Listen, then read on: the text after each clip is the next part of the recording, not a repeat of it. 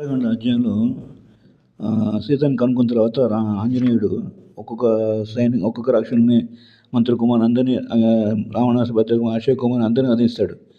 చంద్రకుమార్ ఇంద్రజిత్తు రావణాసు చంద్రకుమార్ ఇంద్రజిత్తు వస్తాడు. ఇంద్రజిత్తు ఎటువంటి హనుమంతుడు ఈక్వల్ అన్నిట్లోనూ అన్ని పౌరులు హనుమంతుడు ఈక్వల్. ఆయన తపస్సు చేసి అన్ని వరాలు పొందాడు. దాంట్లో బ్రహ్మాస్త్రం ఒకటి ప్రవేశిస్తాడు ఆంజనేయ మీద. ఎందుకంటే ఇద్దరికి పోటాపడి చదువుతున్న ఎవరు లొంగట్ల. సో చివరికి బ్రహ్మాస్త్రం ప్రవేశిస్తాడు.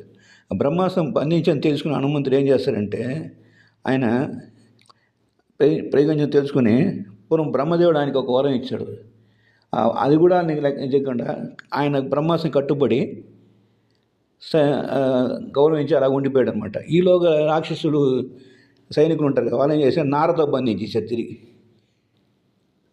హనుమంతుడు పడిపోకుండా నారతో బంధించేసరికి ఆ బ్రహ్మాస్త్రం పవర్ పోతుంది.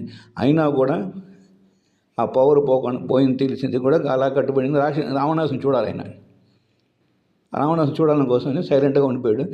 ఈయన తెలియకుండా చేసే రాక్షసులు నారతో ఒక బ్రహ్మాస్త్రం ఇంకో నార్మల్ నార కడితే ఆ బ్రహ్మాస్త్రం పవర్ పోతుంది అనమాట. సో అది ఇంకా చాలా చదివి చూడండి ఒకసారి సుందరకాండం. చాలా పవర్ఫుల్, చాలా మంచిది కూడా అది యాక్చువల్గా చదవాలంటే.